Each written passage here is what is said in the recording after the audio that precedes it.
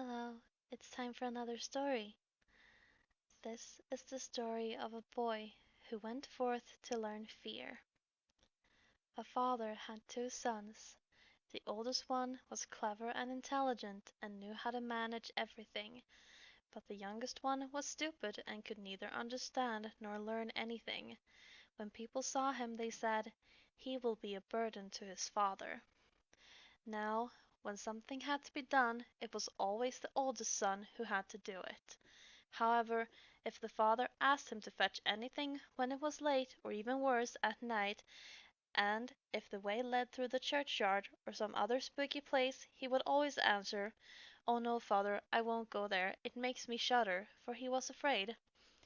In the evening by the fire, when stories were told that made one's flesh creep, the listeners sometimes said, "Ooh, that made me shudder."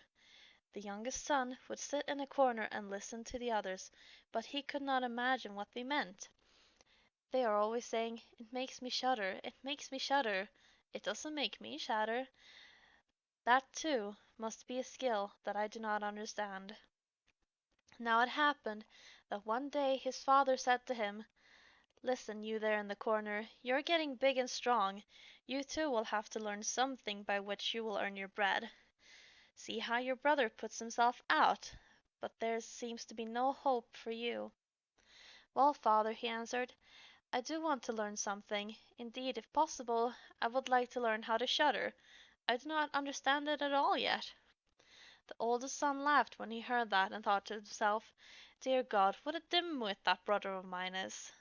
Nothing will come of him as long as he lives. As a twig is bent, so grows the tree."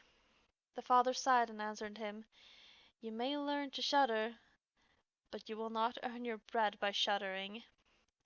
Soon afterwards the sexton came to the house on a visit, and the father complained to him about his troubles, telling him how his younger son was so stupid in everything that he knew nothing and was learning nothing. "Just think," he said, "when I asked him how he was going to earn his bread, he actually asked to learn to shudder." "If there's nothing more than that," replied the sexton, "he can learn that with me. Just send him to me. I will plane off his rough edges." The father agreed to do this, for he thought, "It will do the boy well." So the sexton took him home, and he was to ring the church bell. A few days later, the sexton awoke him at midnight and told him to get up, climb the church tower, and ring the bell. "You will soon learn what it is to shudder," he thought. He secretly went there ahead of him. After the boy had reached the top of the tower, had turned around and was about to take hold of the bell rope, he saw a white figure standing on top of the step opposite the sound hole. "Who is there?" he shouted, but the figure gave no answer, neither moving nor stirring. "Answer me," shouted the boy, "or get out of here. You have no business here at night." The sexton, however, remained standing there motionless, so that the boy would think he was a ghost. The boy shouted a second time, "What do you want here? Speak if you're an honest fellow, or I will throw you down the stairs." The sexton thought, "He can't seriously mean that." He made not a sound and stood there as if he was made of stone.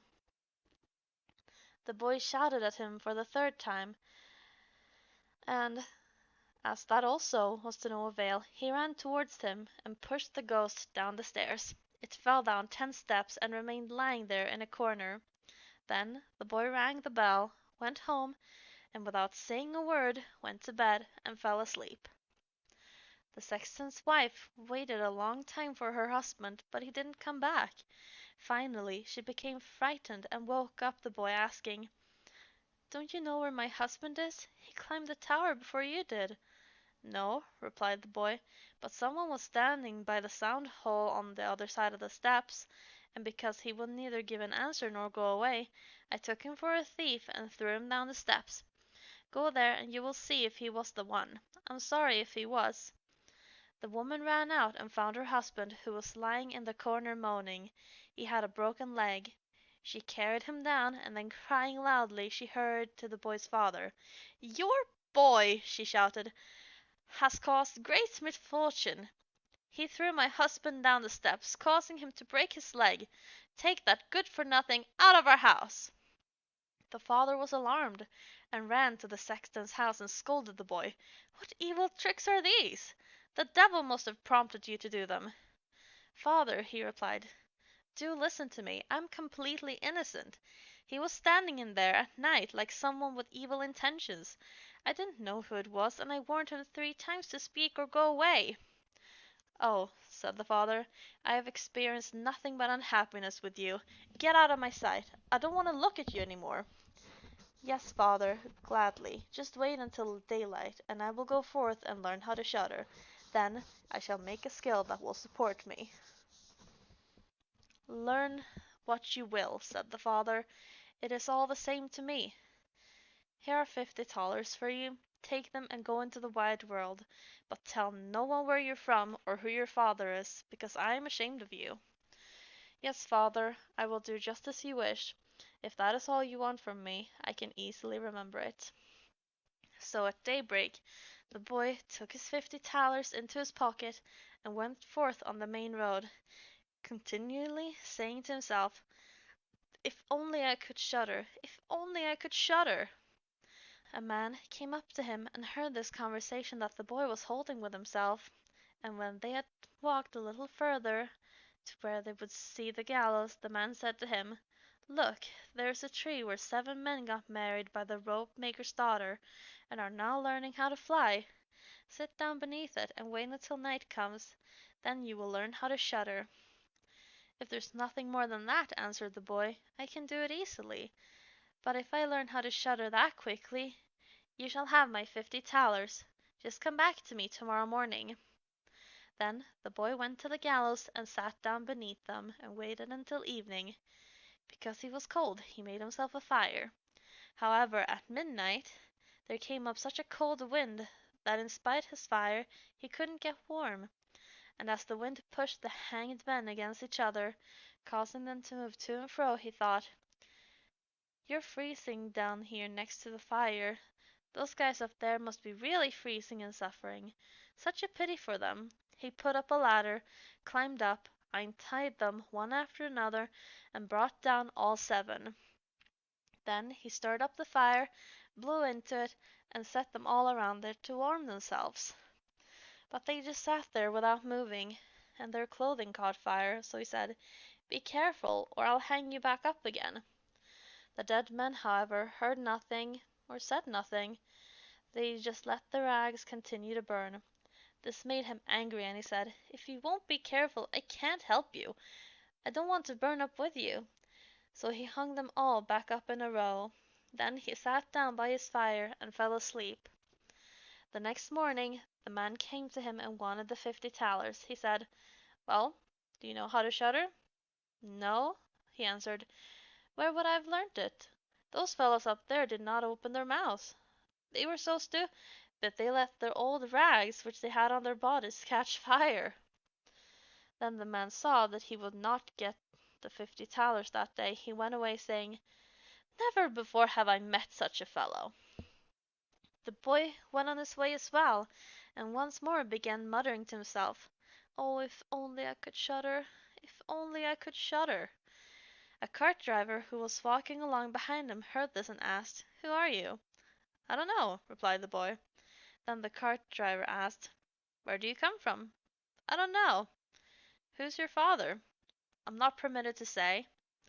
"Why are you always muttering to yourself?" "Oh," replied the boy, "I want to be able to shudder, but no one can teach me how." "Stop that foolish matter," said the cart driver. "Come, walk along with me, and I will see that I get a good place for you." The boy went on with the cart driver, and that evening they came to an inn where they decided to spend the night. On entering the main room, the boy again said quite loudly, "If only I could shudder! If only I could shudder!" Hearing this, the innkeeper laughed and said, "If that is your desire, there should be a good opportunity for you here." "Oh, be quiet," said the innkeeper's wife. "Too many meddlesome people have already lost their lives. It would be a pity and a shame, and his beautiful eyes would never again see the light of day." But the boy said, "I want to learn to shudder, however difficult it may be. That's why I left home." He gave the innkeeper no rest until the latter told him that it was a haunted castle not too far away where a person could very easily learn to shudder, if he would just keep watch there for 3 nights. The king had promised that whomever would dare do this would have his daughter in marriage, and she was the most beautiful maiden under the sun. Further, in the castle there were great treasure guarded by evil spirits. These treasures would then be freed, and would make a poor man rich enough. Many had entered the castle, but no one had come out again. The next morning the boy went to the king and said, "If it's allowed, I will keep watch the 3 nights in the haunted castle." The king looked at him, and because the boy pleased him, he said, "You may ask for 3 things to take into the castle with you, but they must be things that aren't alive."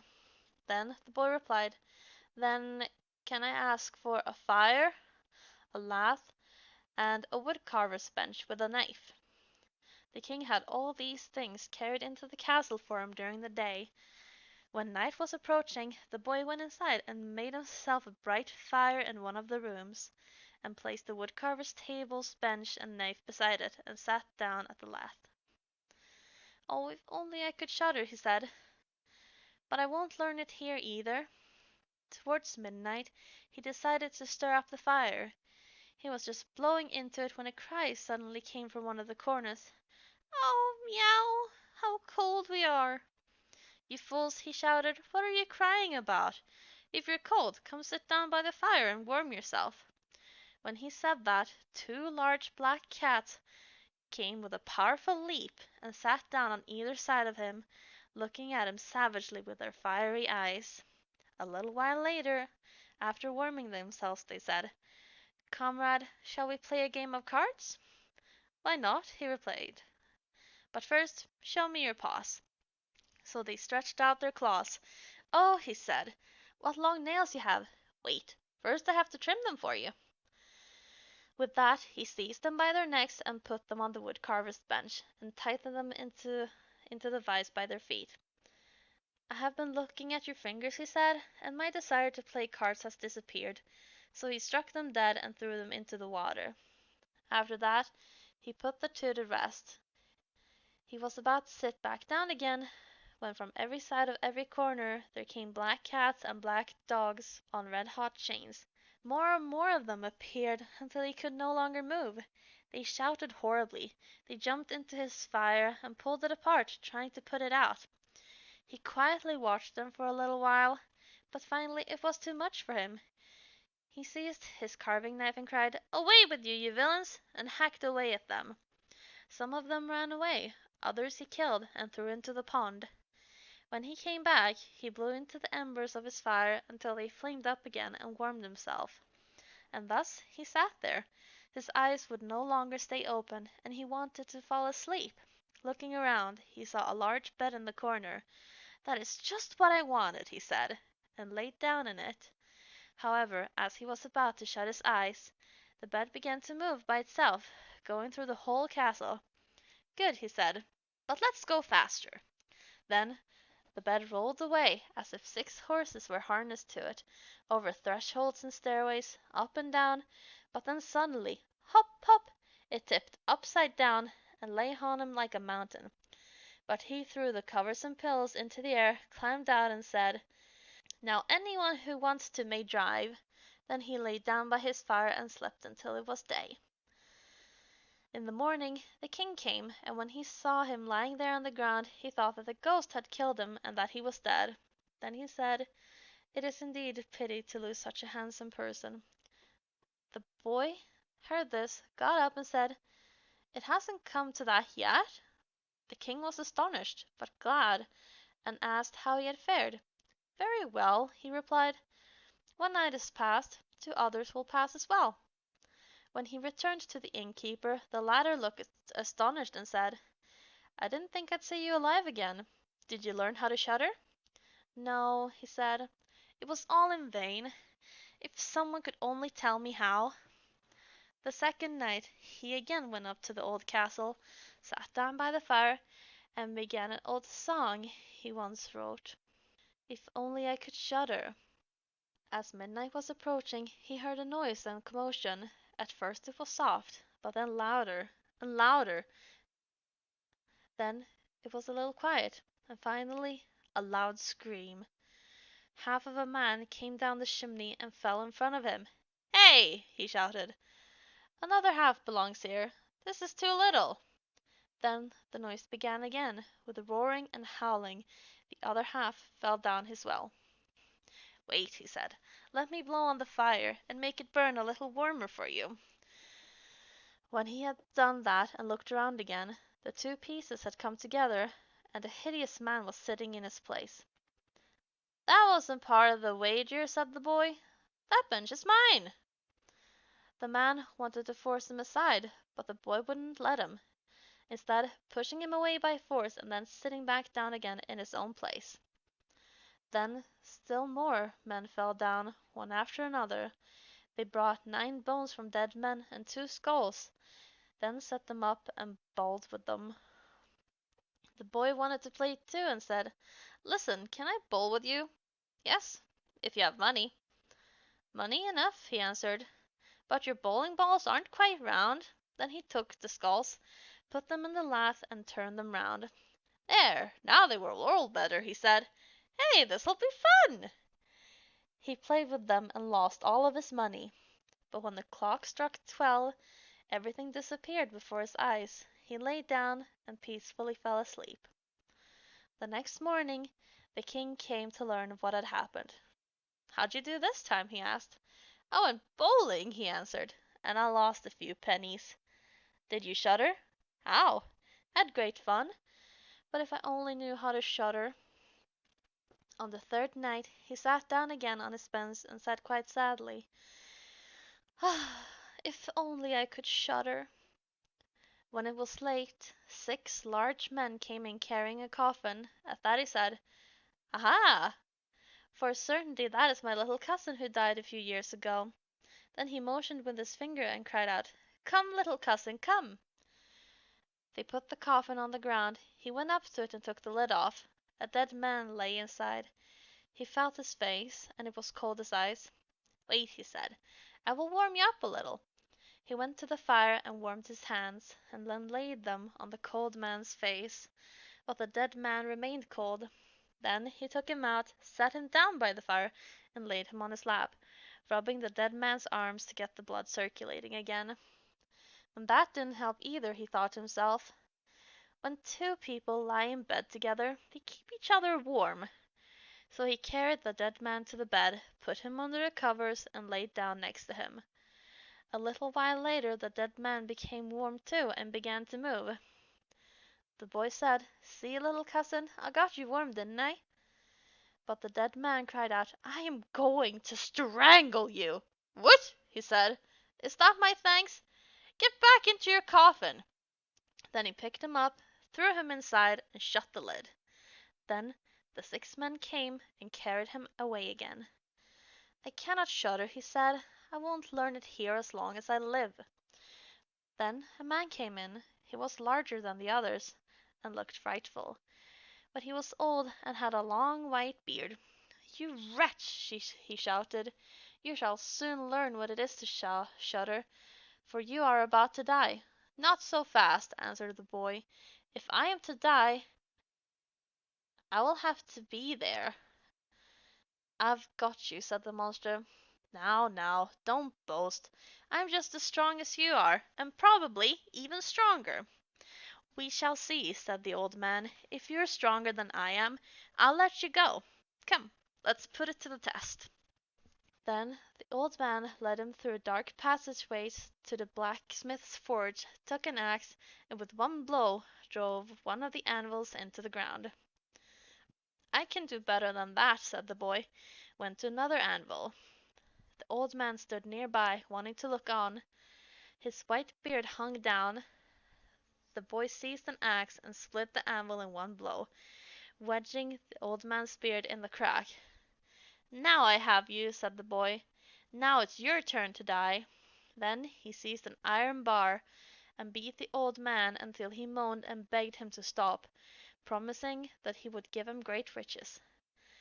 The boy pulled out the axe and released him. The old man led him back into the castle and showed him 3 chests full of gold in the cellar. Of these, he said, one of them is poor, the second one is for the king, and the third one is yours.